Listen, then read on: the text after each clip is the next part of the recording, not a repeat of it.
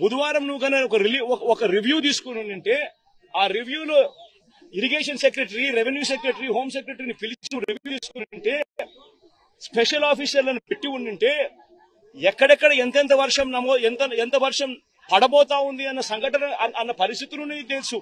డ్యాంలలో రిజర్వాయర్లు ఎంతున్నాయో నీకు తెలుసు. పై రాష్ట్రాల నుంచి ఎన్నెన్ని నీళ్లు వస్తున్నాయో నీకు తెలుసు.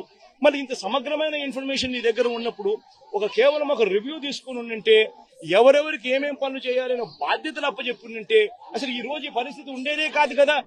మరి కారణం నువ్వైనప్పుడు, నీ మీద తప్పు జరిగినప్పుడు, నువ్వు తప్పు చేసినప్పుడు దాన్ని కనీసం హూందాగా యాక్సెప్ట్ చేసి, తప్పు చేశాను అని చెప్పి యాక్సెప్ట్ చేసి క్షమాపణ అడిగి ప్రజలను అడుగులు ముందుకు వేయాలి. కానీ తాను చేసిన తప్పుకు అధికారుల మీద ఏలెత్తి చూపిస్తూ అధికారులను తప్పుపడుతూ తాను అధికారుల మీద నెపాన్ని వేసి తప్పించుకునే కార్యక్రమం చంద్రబాబు చేయడం అంటే ఇంతకన్నా దారుణమైన వ్యక్తి ప్రపంచంలో ఎవడు ఉండడు.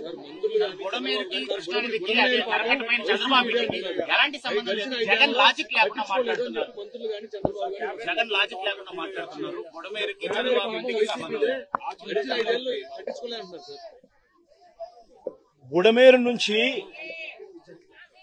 బుడమేరు నది మీద రెగ్యులేటర్ పేరు వెలగలేరు రెగ్యులేటర్ ఉంది. బుడమేరు మీద వెలగలేరు రెగ్యులేటర్ ఉంది. వెలగలేరు రెగ్యులేటర్ మీద ఉన్న లాక్స్ అంటే గేట్లు ఎవడెత్తాడు? శనివారం అర్ధరాత్రి తర్వాత ఎవడెత్తాడు? ఎందుకు ఎత్తాడు? చంద్రబాబు నాయుడు గారి అది ఎత్తకపోయిందంటే చంద్రబాబు నాయుడు గారి ఇల్లు మునిగేది. ఎందుకనంటే ఆ నీళ్లు ఇలా తిరుక్కుంటూ వెళ్లి చంద్రబాబు నాయుడు గారి ఇంటి దగ్గరికి వెళ్లేటివి, ఇల్లు చంద్రబాబు నాయుడు గారు మునిగేది. ఎందుకంటే అక్కడి నుంచి నీళ్లు డైవర్షన్ ఛానల్ ద్వారా పోలవరం కెనాల్లో పడి పోలవరం నుంచి కృష్ణా నదిలో కలిసేది, ప్రకాశం బ్యారేజ్ దగ్గర కలిసేది. దానివల్ల చంద్రబాబు నాయుడు ఇంటి దగ్గర నీళ్లు పెరిగేటివి, చంద్రబాబు నాయుడు ఇల్లు మునిగేది. ఆ రెగ్యులేటర్ గేట్లను, బుడమేరు మీద ఉన్న ఈ రెగ్యులేటర్ గేట్లను ఎత్తింది ఎవడు?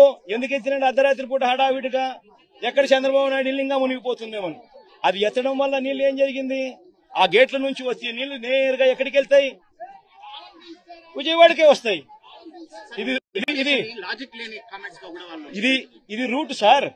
మీరంతా విలేకరులు ఒకసారి డైరెక్ట్ గా వెళ్ళి మీరు పోయి చూడండి. ఎందుకు ఈరోజు ఈనాడు పేపర్ లో కూడా వచ్చినట్టుంది కదా వాళ్ళ పాంఫ్లెట్ పేపర్. ఒకసారి ఈనాడు పేపర్, వాళ్ళ పాంఫ్లెట్ పేపర్ ఒకసారి నువ్వు కూడా ఒక్కసారి దయచేసి నీలో ఒక్క నిమిషం దయచేసి నువ్వు కూడా కాస్తో కూస్తో జర్నలిజంలో న్యాయం ధర్మం కొంచెం కొన్న పాటించి ఈనాడులో వచ్చిన ఆ పాంఫ్లెట్, ఈనాడు వాళ్ళ గజెట్ పేపర్ వచ్చిన ఆ వార్తను ఒక్కసారి దయచేసి, ఈ రోజే వచ్చింది, దయచేసి ఆ వార్తను ఒక్కసారి మీ టీవీలలో కూడా అది పెట్టి ఒక్కసారి చూపించండి. వాళ్ళంతటా వాళ్ళే చెప్పారు గేట్లు పైకి ఎత్తడం జరిగింది. గేట్లు పైకి ఎత్తితే అనివార్య పరిస్థితుల వల్ల గేట్లు పైకి ఎత్తారట. అనివార్య కారణాల వల్ల నీళ్లు విజయవాడకు వచ్చినాయంట. వాళ్ళు రాసిన మాటలే. దయచేసి ఏమాత్రం కూడా జర్నలిజంలో నిజాయితీ న్యాయం ఉంటే దయచేసి ఆ వార్త కూడా పెట్టమని అడుగుతారు. ప్రభుత్వం నుంచి ఎలాంటి డిమాండ్ చేయబోతున్నారు?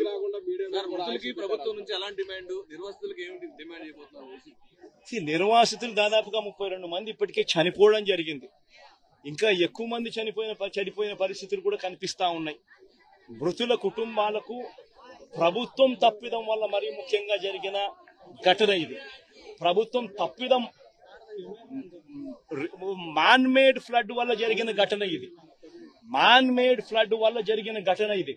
చంద్రబాబు నాయుడు గారు పుష్కరాల సమయంలో తన షూటింగ్ కోసం ఎలా 29 మందిని బలికొన్నాడో, తన షూటింగ్ సందర్భంగా తను ఒక హీరోగా కనిపించాలనే తాపత్రయంతో మనుషులందరినీ ఒకేసారి పంపించినాడో ఆ షూటింగ్ ఎఫెక్ట్ కోసం, దానివల్ల తొక్కిసలాట 29 మంది ఆ రోజు ఎలా గోదావరి పుష్కరాల్లో చనిపోయినారో, ఇప్పుడు కూడా సేమ్ ఇదే మాదిరిగానే చంద్రబాబు నాయుడు తప్పిదం వల్ల ఒక మ్యాన్ మేడ్ ఫ్లడ్ క్రియేట్ అయ్యి, మ్యాన్ మేడ్ ఫ్లడ్ వల్ల ఈ రోజు 32 మంది చనిపోయినారు.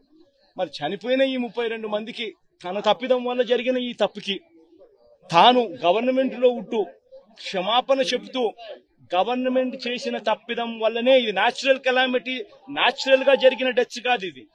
ఒక ప్రభుత్వం దగ్గర ఉండి స్పందించాల్సిన రీతిలో స్పందించకపోవడం వల్ల జరిగిన తప్పులు. ప్రతి కుటుంబానికి నైతిక బాధ్యత వహిస్తూ ప్రభుత్వం చేసిన తప్పిదం వల్ల చనిపోయిన పరిస్థితులు కాబట్టి ప్రతి కుటుంబానికి కనీసం అంటే 25 లక్షల రూపాయలు ఎక్స్గ్రేషియా ఖచ్చితంగా ఇచ్చి క్షమాపణ చెబుతూ కూడా వాళ్ళందరికీ కూడా లెటర్ రాయాల్సిన అవసరం కూడా ఎంతైనా ఉంది. అదొకటే కాకుండా నిజంగా ఎంత దారుణంగా పరిస్థితులు ఉన్నాయనంటే ఈ ఇళ్లలో పెట్టుకున్న గ్రౌండ్ ఫ్లోర్ లో ఉన్న సామాన్లన్నీ దాదాపుగా మొత్తం అన్ని క్లీన్ అయిపోయినాయి. అసలు గ్రౌండ్ ఫ్లోర్ లో ఉన్న టీవీలు కానీ, గ్రౌండ్ ఫ్లోర్ లో ఉన్న ఫ్రిడ్జ్లు కానీ, గ్రౌండ్ ఫ్లోర్ లో ఉన్న ప్రతి ఇంట్లో కూడా గ్రౌండ్ ఫ్లోర్ లో దాదాపుగా 3 లక్షల ఈరోజు వాళ్ళు ఇచ్చిన రిపోర్ట్ లోనే 6 లక్షల మంది ఎఫెక్టెడ్ ఫ్యామిలీస్ అని చెప్పి రాసినారు. 6 లక్షల మంది ఎఫెక్టివ్ పీపుల్ అని చెప్పి 6 లక్షల మంది ఎఫెక్టెడ్ పీపుల్ అని చెప్పి వాళ్ళంతకు వాళ్ళే రిపోర్ట్ లో రాశారు. మరి ఎఫెక్టెడ్ పీపుల్ అని వాళ్ళే రిపోర్ట్లలో 6 లక్షల మంది అని చెప్పి వాళ్ళే రాసినప్పుడు ఆ 6 లక్షల కుటుంబాలకు వాళ్ళ కనీసం ప్రతి ఇంటికి కూడా జరిగిన నష్టానికి కనీసం కాంపన్సేషన్ ఇస్తూ, ఎందుకంటే ప్రభుత్వం తప్పిదం వల్ల ఈ తప్పిదం జరిగింది కాబట్టి ప్రతి ఇంటికి కూడా ప్రభుత్వం తప్పు యాక్సెప్ట్ చేస్తూ ఆ ప్రతి ఇంటికి కూడా కాంపన్సేట్ చేస్తూ ప్రతి ఇంటికి కనీసం 50,000 రూపాయలు ఖచ్చితంగా ఇవ్వాలని కూడా డిమాండ్ చేస్తా ఉన్నామని చెప్పి సందర్భంగా కూడా తెలియజేస్తా ఉన్నాం. అసలు అసత్యం అనేది ఎక్కడుంది దీంట్లో? నీ పేరేం పేరు? నవీన్, నువ్వే చెప్పు. నవీన్, అసత్యం అనేది ఎక్కడుంది చెప్పు. నేను చెప్పిన ప్రతి మాట కూడా ఎక్కడ అసత్యం కనిపిస్తా ఉందో మీరే దయచేసి చెప్పమని అడుగుతా ఉన్నా.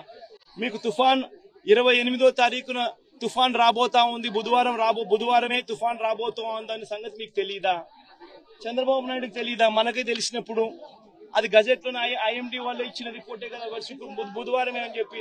మరి బుధవారం ఆ ఇన్ఫర్మేషన్ నీకు వచ్చినప్పుడు డ్యాములు ఎంత ఉన్నాయో చూసుకోవాల్సిన బాధ్యత నీదే కదా. పైనుంచి కూడా ఇతర రాష్ట్రాల నుంచి నీళ్లు వస్తున్నాయనే సంగతి నీకు తెలిసిందే కదా. అన్ని డ్యాములు నిండున్నాయన్న సంగతి నీకు తెలిసిందే కదా. ఫ్లడ్ కుషన్ ఏర్పాటు చేసుకోవాలన్న సంగతి నీకు తెలిసిందే కదా. ప్లస్ పైగా దానికి తోడు కృష్ణా నది నుంచి వచ్చే నదికి నీళ్లకు తోడు ఇక్కడ తుఫాన్ రాబోతా ఉందన్న ఇన్ఫర్మేషన్ కూడా నీకు తెలుసు కదా. సో దానివల్ల కూడా అడిషనల్ గా నీళ్లు వస్తాయన్న సంగతి కూడా నీకు తెలుసు కదా. మరి ఇది అబద్ధం ఎక్కడుంది? లాజిక్ ఎక్కడ? ఇల్లాజికల్ గా ఎక్కడుంది దీంట్లో?